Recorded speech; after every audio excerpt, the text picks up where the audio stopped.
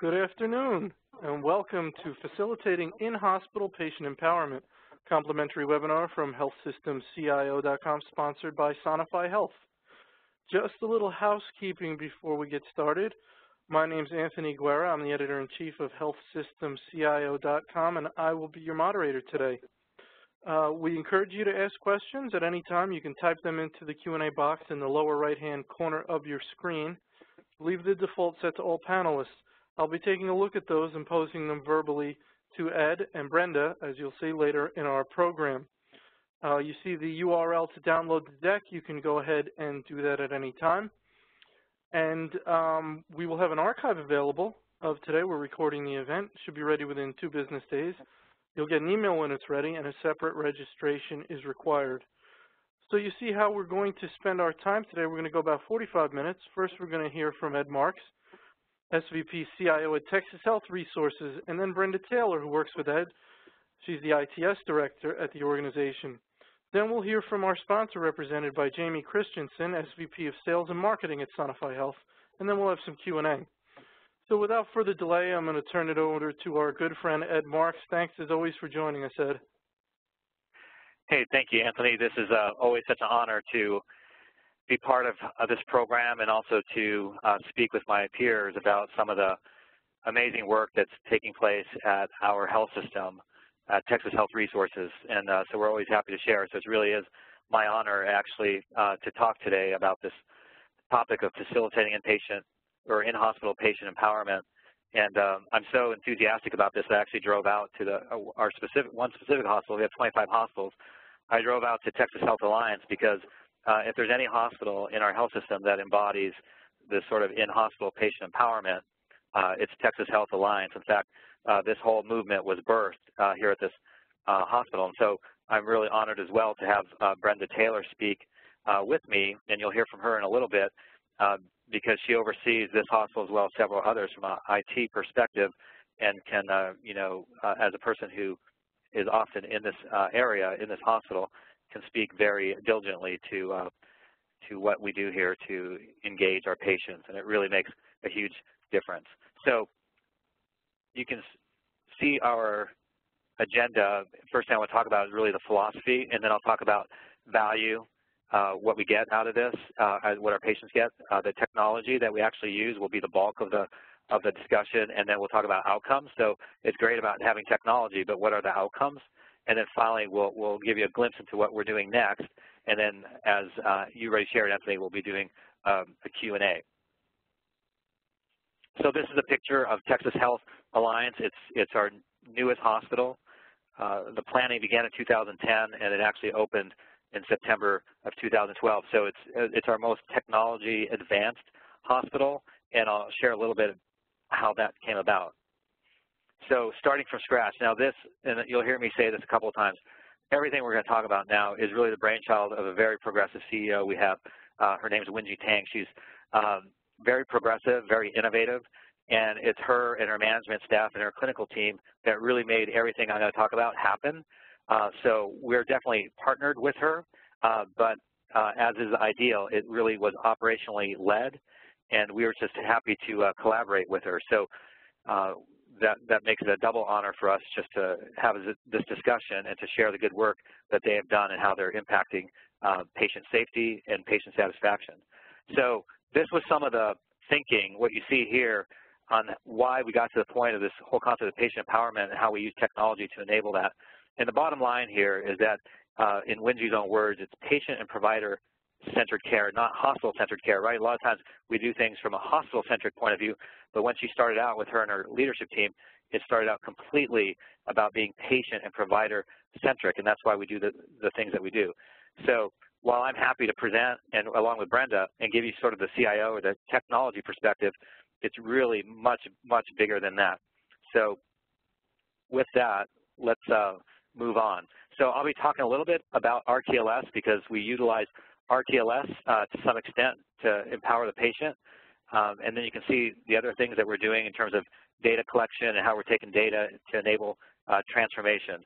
But again, it really was this whole vision laid out of collaboration amongst clinician leaders, business leaders, IT, and marketing. And that's really what what needs to happen is everyone working together to make something this fantastic a reality. So that's a little bit about the philosophy. Now I want to talk about the value. And we all know nobody wants to be in a hospital.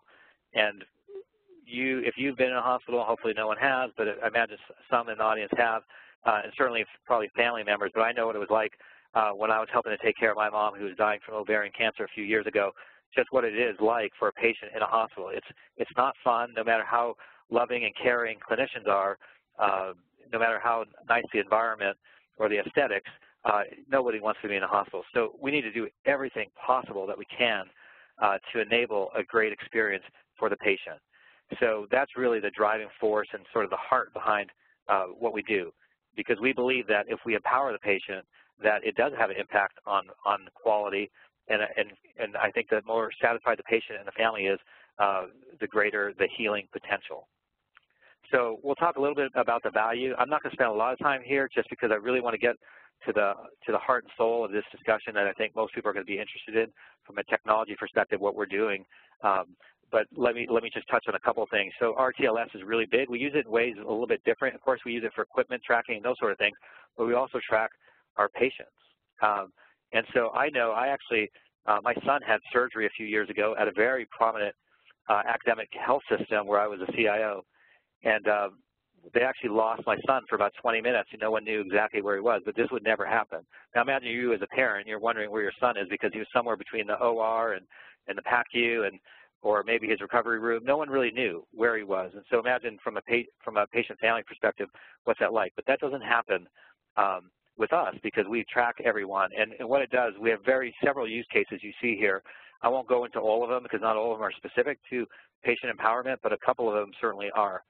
And so it's really about workflow, right? If you've worked in a hospital for any length of time, you know that it's all about workflow. So the better our workflow, I believe, the better it helps our patient. And again, going back to satisfaction. So I won't go into great detail here because, again, I think the heart and soul of what people want to hear about is coming up when Brenda talks a little bit about the technology. But we do some amazing things with RTLS that normally don't happen. And so, in a regular environment.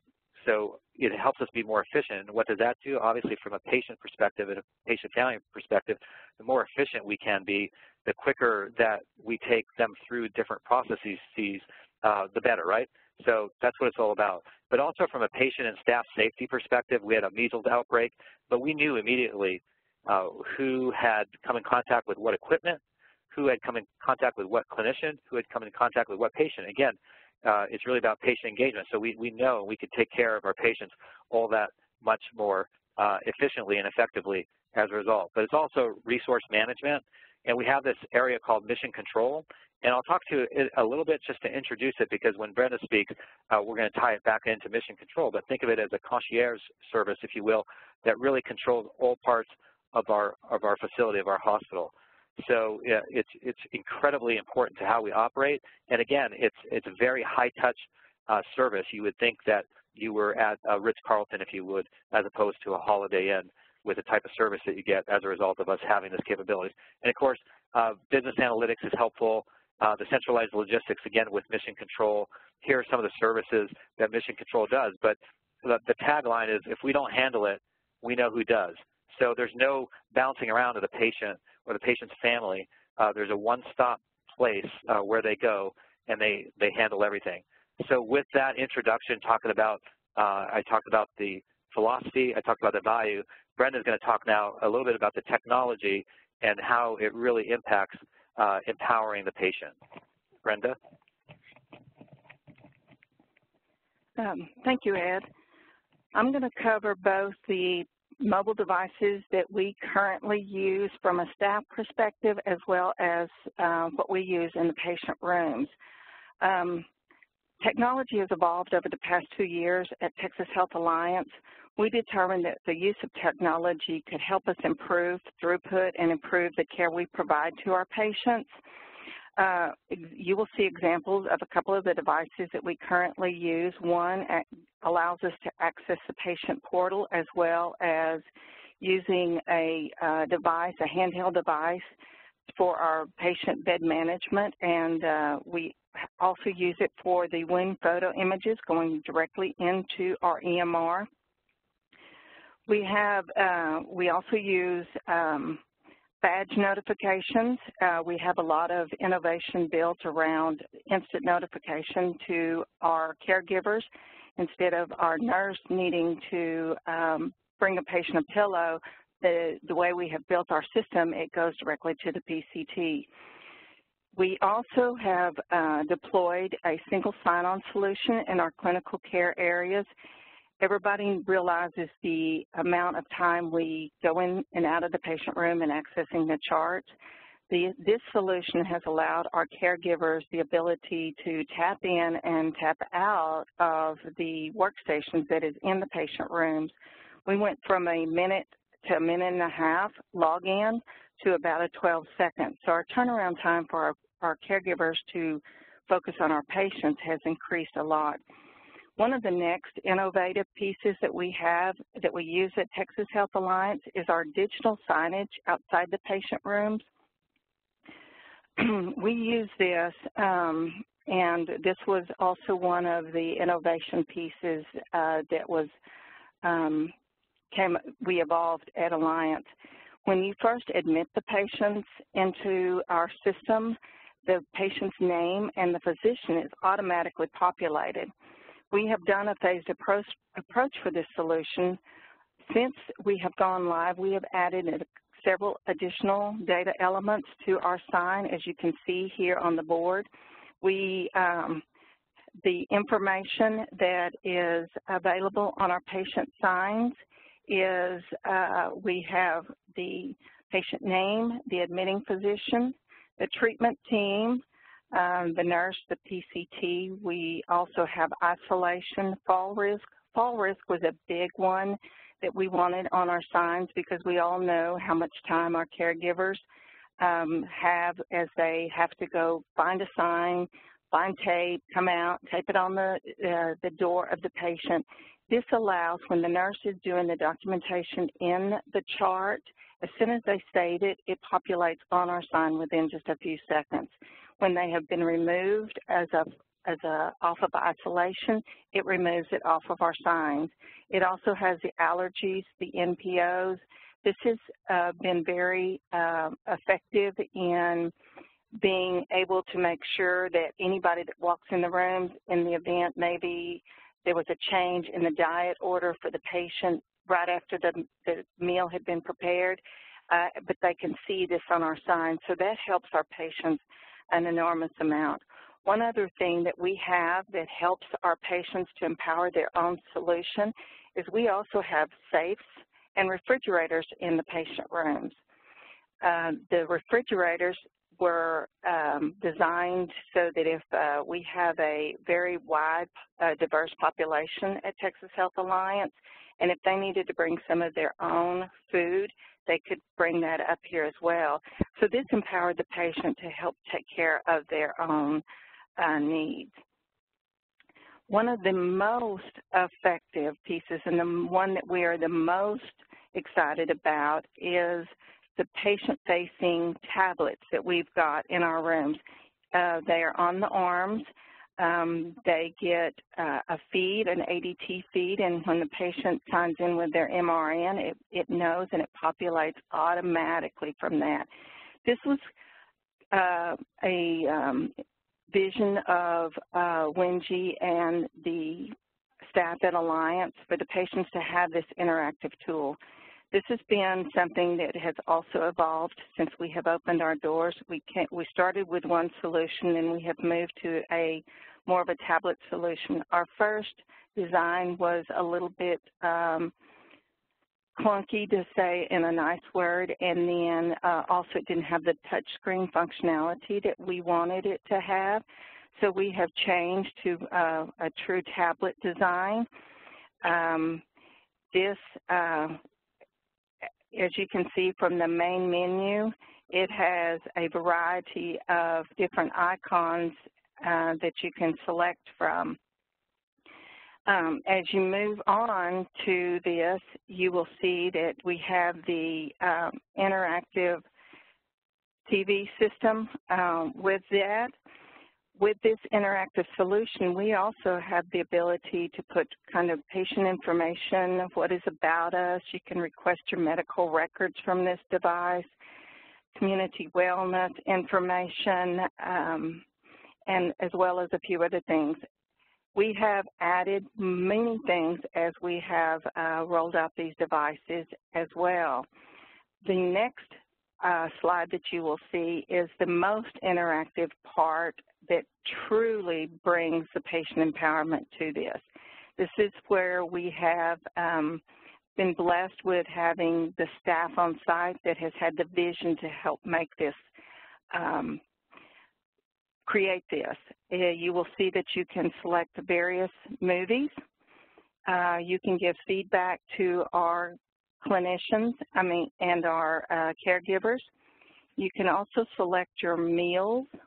We have an education library. We have a medication library available on these tablets. As you can see from this next slide, we have a variety of channels for them to select from as they are going from the TV. Our TVs are these arms that are in the patient rooms, have the ability to start a movie on the tablet, and you can also then move it to the big TV that's in the rooms so that they can watch it on the big screen TV. We have also kind of an inside joke is if the husband and wife are both in the room and the husband wants to watch the Cowboys game on and she wants to watch Lifetime movies, then he can watch the Cowboy game on the smaller device while she gets to watch her Lifetime movies on the bigger device. So our patients love this feature, so they can be doing multiple things at one time within the confines of their room.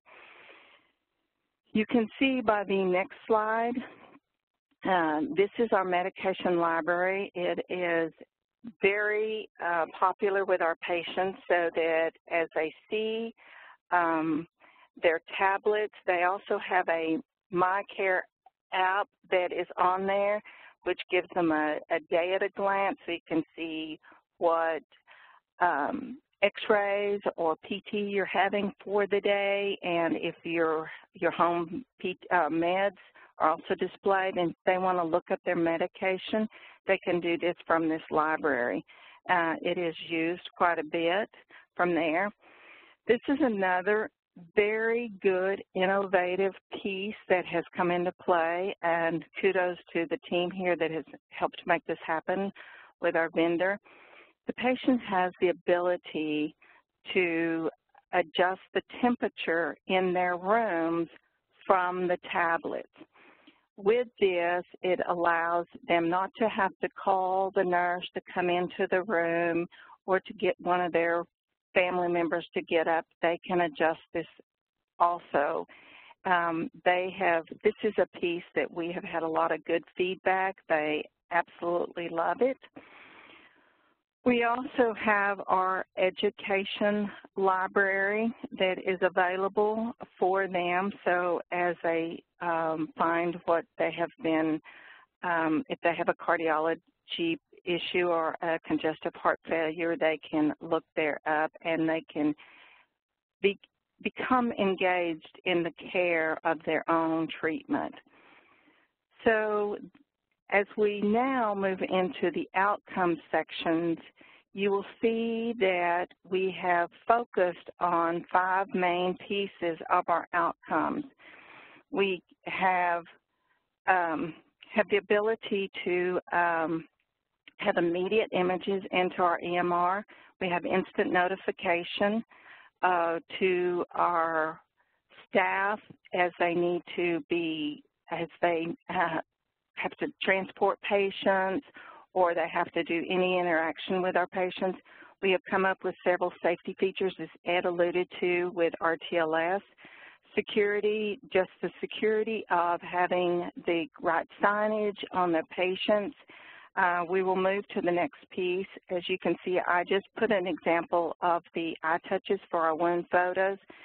We have an app that we log into the patient's record. We snap the images. It is real time instead of having a day or two delay. The next slide is just available for you. This is what we use. Mission Control or EVS has instant notification. They don't have to go find a computer or a telephone if we're going to. So it has increased our bed turnovers. We have increased efficiency with the patient transport by as much as 45 minutes for our bed turnovers. The EVS staff absolutely love this. I've included the slide on our safety for our patient digital signage. It has evolved. We can expand and add more features and more conditions on our signs as we deem necessary. This is just a slide that is available for you if you want to refer to it on our rental equipment with our TLS. I have also included a survey for our patient results that we have put on our bedside devices. You can see some of our feedback. One of the first ones, what did you think of our tablet bedside devices? 74% positive feedback, 55% say, I love it. We are hoping to expand this across all of THR as we move forward, but here is a few other pieces of our survey information. We also have a concierge service icon that we will be putting on our tablets next week, and we will be expanding their services. So if they need a concierge because they need a cell phone charger or they need help with the password getting into the patient portal or anything else, they can do this from this tablet. So that is a quick overview of what we have here at Texas Health Alliance. Our patient interactive tablets are the best piece for patient empowerment because it does cover their chart where they can see what is happening for them. They can see their home PTA, they can see their lab results, they can see various other things. We work with them, we encourage them to use their own personal devices as well. So I will turn this back over to Ed. Thanks, Brenda. That was great. And you know, if I relate it back to the story about my mom, I know how frustrating it would be, you know, for her to even want, you know, a cup of water or an extra pillow or anything like that, or adjust the temperature. It often took, you know, 10, 20 minutes, depending on how busy the nurses were, for her to get that level of attention. But with the technology that has been deployed here, you can see that it's a lot of this is just real time. So it really does make a difference. And Brenda was also talking about the bedside or the monitors outside the doors that we have. And our falls at Texas Health Alliance, we've had 0 falls since it's opened almost 3 years ago. And falls is a big issue, right, in a lot of our facilities. But because of the unique way that the signage is utilized, it has helped us get to a 0 falls baseline. And then the other example that Brenda was giving that I really like is the whole escalation process. And so because of this automation, let's go back to the scenario where a patient asks for water. If that's not responded to during a set amount of time, a predetermined amount of time, that's escalated to the charge nurse. And ultimately, even for that glass of water, that will make its way to our CEO, who, again, had the vision for this high-touch patient experience and engagement. And so you can see how by leveraging the technology, it really does transform the patient experience. Imagine being that patient and the CEO, because of maybe, you know, the nurses were just so overwhelmed or busy, that the CEO is engaged in your care as well. And then, you know, with the education piece that Brenda was talking about too, we all know that medication adherence is the biggest reason, or lack of adherence is the biggest reason why we have readmissions. But now, while the patient is a captured audience, if you will, they have the ability to learn all about their medications. They have their own portal. They get lots of different reminders. And so medication adherence should be increased and thus reduce the amount of readmissions that we get. So you can see how all of this impacts not just patient satisfaction, not just clinical workflow, but when you talk about engagement, I believe the quality of care is impacted as well. So we talked philosophy, we talked value, we talked technology, we talked outcomes. Let me just let you know briefly what we're thinking about next, and then we'll turn it back over to Anthony. So we're really interested in providing even more robust functionality at the bedside. And so I'm not going to read the slide to you. You have it right there. But again, the philosophy here is the more we can engage the patient, the better for everyone, because no one wants to be in the hospital. So we've already established that. And we want to really make it to be this very a more pleasant experience for everyone involved. So when you read some of these things that are listed here, it's just another way, another tool, if you will, in how we engage our patients and empower them. And then also looking at more passive RFID type technology where, again, going back to workflow, which again impacts the patient, is automating all the processes that today might be a lot of data entry for nurses. It'll be all automated. It might be wheeled in, wheeled out time into an OR suite, for instance. Why should the nurse spend their time documenting that when we can utilize passive RFID to do that? Again, it's quicker turnover, it's better for the patient and better for the patient's family. So a lot of other things that we're trying to do that really integrate really seamlessly with the EHR and enable that just high-touch patient engagement during their hospital stay. So with that, I will hand over to Anthony, and we'll continue on with our seminar.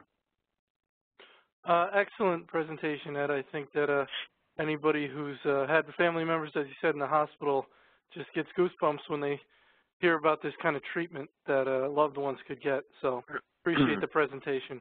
Now it's time to hear from our sponsor, represented by Jamie Christensen with Sonifi Health. So Jamie, thanks so much for sponsoring today, and looking forward to your message.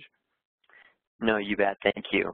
I appreciate Ed and Brenda, so thank you for your presentation. So I'm just going to give you just a brief overview to who we are as the sponsor, tell you just a little bit about what we do and a little bit about our company, and then we'll turn the time back over for the remainder of the time that we have together so that you can ask specific questions to Ed and to Brenda. So again, we appreciate your attendance today. Let's see if I can make sure this is clicking okay.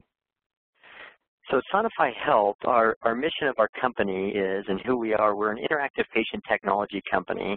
The focus is really on how do we better engage patients inside of your hospital, inside of your outpatient clinics, and really how do we help you better engage your patients through the technology that we offer. Ultimately, what we believe that will lead to is to a better change in their behavior as they become more active in their care, and ultimately in the outcomes. So Sonifi Health has been around for a long time. We've been in the business of interactivity for about 30 years now. We began in the hotel space, in the hospitality world, and converted over nearly 10 years ago over into the hospital space, recognizing that there's quite a bit between the two that are quite similar. Today we have 1.4 million interactive media locations between the two sides of our business, and we're integrated with about 30 different clinical or third-party systems. One of the approaches we recognize is that hospitals, healthcare facilities in general, have a significant amount of information as well as infrastructure put in both from the clinical as well as from other ancillary systems. So one of the great things that we've really worked hard at doing is making sure that we can integrate to those systems so that the patients can get the information from the correct system that they need it from, so that the interaction is more appropriate for what they're going to need during the time of their stay. One thing unique about our company is that because we've been doing this for so long, is that we've been able to patent some delivery methods, which allows us to work within your existing plant that you may have inside your facility today. So if you have older facilities that may be out there, we can exist within that, or we can operate within a new one. So we work both within the coaxial cable world as well as in the new Cat5 world for being able to enable our technology both through the use of a television or through a tablet. We've developed the architecture so that you have the ability to adjust, whether that be through the television, which is standard in most rooms, as well as now moving on into the tablet world. Later this year, we'll be launching as well the bring your own device, so that patients can now leverage a device that they may be bringing with them as well. TV companies, the major ones such as LG, PDI, you can read some of those here on the slide, actually have built our technology into the system. What this means is that we can interact with a TV that typically is in the room without having to add additional hardware to that television. So we can operate in the new televisions as they come. Basically, it's just kind of plug and play in the system that we actually offer. We'll actually work with inside the existing cabling plant. This has been significant in the fact that there's not a lot of infrastructure that's required in order to leverage the system today. It can operate fairly well within the existing infrastructure that exists. And again, we can deploy it through that methodology. The system is really a combination of gathering information from your system and providing a technology tool that enables us to educate patients, to provide entertainment to them, distraction therapies, questionnaires, so if you want to know how the patients are doing during their stay, receive information from them, into some of the more interactive features such as the meal ordering, being able to adjust the temperature inside of a room through some of the environmental controls. The solution is really a comprehensive suite that allows us to, through a television or through a tablet technology, be able for your patients to interact with the care that's going on, as well as to also receive the distraction therapy through entertainment and other things, which leads to happier patients and leads to improved scores, other things like that for your facility as well. But the uniqueness of the system is in the simple fact that we can basically take information from what currently exists today. So on this slide, you'll see that there's different areas such as a dietary system. We can pull that information so that a patient can view it and so that they can interact to order meals online, so that they can have their education information brought to them as it's selected inside an EHR that will then provide what that educational information is going to be to the patient. They can view it, and then the results can be sent back to the electronic health record as well. So one of the main core functions of the system, and where we've spent a significant amount of time, is how do we integrate that important information to bring it to a central location with the core focus on the patient. So if the patient can then better interact and actually participate in their own care. So great focus has been there. You can see some of the areas, the schedule, communication systems, even moving now on into more, video type participation as well. So if a caregiver was off-site, they can also participate through video with the patient in the room as well. So what are all the results of this? Some of the benefits that we have seen as we've gone throughout the country and as we've adopted this system in different places is that really it really helps the patient to be more interactive, to receive a better experience, and to have the level of care in many cases actually increased. So you can read off this slide, and I won't necessarily read all these except for just to state that really the patient understands the expectations much more clearly.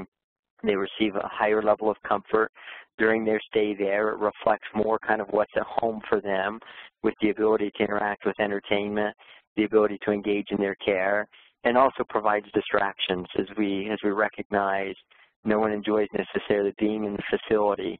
This provides a means to help them feel more at home, more relaxed, and provide them the comfort that they need while they're there. And again, the ultimate result of helping your facilities to improve HCAHPS scores and improve ultimately the patient's health, with the center being on the patient.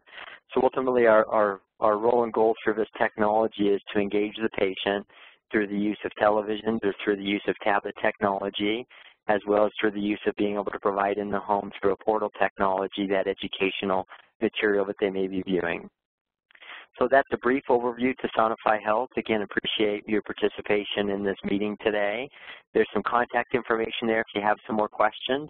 Anthony, I'll turn it back to you so that you can go ahead and allow questions to be asked of Ed and Brenda. Great. Well, thank you so much, Jamie, and we appreciate Sonifi for sponsoring the event today.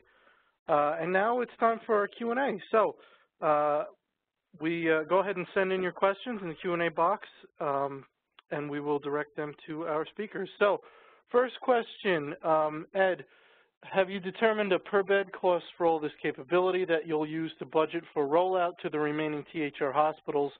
And do you have a corresponding per-bed return on investment to justify future rollouts? That's from one of your CIO colleagues out there. Yeah, we look at ROI in a couple of different ways, right? So definitely there's the financial ROI. And, I didn't go into some of the other things that we're getting out of RTLS, but we've gotten significant ROI out of our RTLS investments that we then repurpose, in a sense, to fund some of these other things. So we do look at hard dollar ROI, right? We all have to be good stewards with the limited resources we're given. So we always make sure we've got a good business case. But the other ROI we look at as well is that whole patient experience, right? Because we all make promises to the patients. And one of the promises we make to patients is that I will treat you with kindness. And so we want to make this experience, an excellent experience. And so we look at the ROI of that too, because again, we believe that the more engaged the patient is in their health care, the better the outcomes. Now, it's hard to tie all that together one for one, what the correlation is, but certainly we know anecdotally that there is a correlation, and so obviously you're taking costs out of the system. The third way we look at ROI, again, I can't tie this one-to-one on a dollar figure, but think about the reduction in readmissions, right, that I talked about because of the education that we're doing now and making it so available, the patients are getting smarter about their medications, why they need to adhere to their medication. So we're getting less readmissions. We're getting zero falls. I mean, what's the price of a fall just from a business point of view? So you add all those different things up, and you definitely get a very strong ROI. And then the final thing, I could go on forever, but for the sake of brevity, let me just give you one more. HCAP scores, right? All about patient satisfaction. Well, we're making these investments. Yeah, they cost a little bit of money, but our patient satisfaction scores that Brenda went over are just through the roof. So, and that impacts reimbursement now. So those are 4 examples of how we look at ROI. And I got one more for you that I thought of. I mean, if you are freeing up nurses from having to do things like deal with the room lighting or deal with the room temperature, they're doing sort of what they're supposed to be doing. They're freed up to change bandages and these type of things. So there's an improvement in care right there because you don't have your clinical staff doing things they really don't need to be doing. Well, right. You got the whole concept of top of license, right? The nurse didn't become a nurse to do data entry. And so by automating some of these functions, right, that relieves a nurse to do what their heart's really all about, and that's take care of patients. So definitely, and we didn't talk about that, right? That's the 5th case, what you're talking about, and that is employee engagement. Our employee engagement scores, I believe, are definitely in the 90th, if not 95th percentile nationally with Press Ganey. And I think one of the reasons is because they get to work with very progressive CEOs like Lindsay in environments that are really conducive to really focusing on patient care, patient-centered care, not hospital-centered care. So yeah, definitely that's another way of looking at the ROI. Have you seen improvements in HCAPs yet, or is that something you're anticipating? I believe it's something I don't know the answer to that, but that's a great question. My guess is yes. We have the data. I don't have that in front of me, nor do my colleagues, but I suspect we are. And the reason I can say that is because our Press Ganey scores over the last couple of years have just trended year over year. We're getting, depending on the hospital, but several percentage point year over year improvements. And so I know that with that engagement comes satisfaction in the job, and comes when people are able to take care of their patients, obviously the patient benefits. So I suspect so, but I don't have that data in front of me. No problem. Jamie, a question came in for you from someone at a hospital. Is your tool currently utilized only in adult inpatient units? How is the patient training provided, and are family members or significant others given access as well? Yeah, so great question. So the answer to the first question is it only used on adult inpatient? No, the answer to that is it's used across pediatrics and inpatient on the inpatient side as well. So it is used across both the adult and the child spectrum. So it does go across both. And it's also being now used out into the ambulatory side as well for some of the features for education and that off of the tablet piece. So they're using that as well. So from a training perspective, can you ask that question? I think it was asked, how is training performed? Is that what the question was? How is patient training provided? So the training goes kind of in twofold. So we train the actual staff inside the facility, and the facility then provide an overview basically to how to use the system. And so the system is used either off of a tablet, as kind of mentioned, earlier, or it can also be used, off of another type of a device as well. So, but the training will typically take place, from there at the staff level, typically where that will happen. Very good. Ed, question, what types of security issues arise from having patients linked together with these in-room patient portals? I'm going to have Rudy answer that question. He's our security expert, amongst other things here at our facility. So the patient tablets are on an external network at our facility, so they're not actually on our internal network, but they do have interfaces into the internal systems such as ADT and so forth. But the patients themselves do not have access, if you're referring to that, do not have access to our internal network. Very good. How does this work in contrast to people bringing their own devices and simply getting onto the network? So you're providing devices versus people bringing in their own. Just give me your thoughts around that, Ed. Yeah, we leave it entirely up to the patient and their family. So we do have a secured guest network that's partitioned. And so if someone wants to bring in their own devices, they can still do that. Obviously, they're not going to get the same benefit. They're not going to be able to control the temperature with their own device. But certainly people are comfortable doing that. And so we allow our patients to do either. And Anthony, I wanted to get back to you on the earlier question because I was able to correspond with one of my colleagues in terms of the HCAP scores. So we're in the middle of doing that study right now. So I mentioned earlier that I glossed over the slide pretty quickly, but on the business analytics. And so we now have all the data, but we're just still in an analysis phase of looking at all of our HCAP scores, looking at all the different touch points we have with patients, and starting to draw correlations about what's really having an impact and what isn't. So I imagine if we did a seminar like this again in the next quarter or in 6 months, that we could demonstrate some of that data. Well, maybe we'll have to do that. You know, you mentioned a great concept of starting over. So you sort of envision a greenfield opportunity, and you think, you know, how would we start from scratch here? And that can be liberating and free up ideas. If you're not starting over, as most people aren't, then you have to marry or merge the greenfield vision into what can be done while the train is running, so to speak. I just wonder, Ed, if you could give me any of your thoughts around that for your colleagues about how to start from sort of a whiteboard and then merge, you know, some things just can't be done while the train's running. But just what are your thoughts around that? Well, I'm very blessed and fortunate to be in an organization that's very collaborative and very innovative, and as I was in my last organization. So what I've done where I didn't have a greenfield opportunity is I had a nursing floor of the future. So I worked with a specific hospital, a specific hospital president, and the chief nursing officer to kind of carve out one hospital, I mean, well, not a hospital, but a floor, and then start small. So that's what I would recommend is if you don't have a greenfield opportunity, find your most progressive CEO, work closely with the nurses and the medical staff, and if you're in a great collaborative environment like we are here at Texas Health, I think you'll find a lot of enthusiasm, and then you can just start small, do pilots, and eventually it'll grow.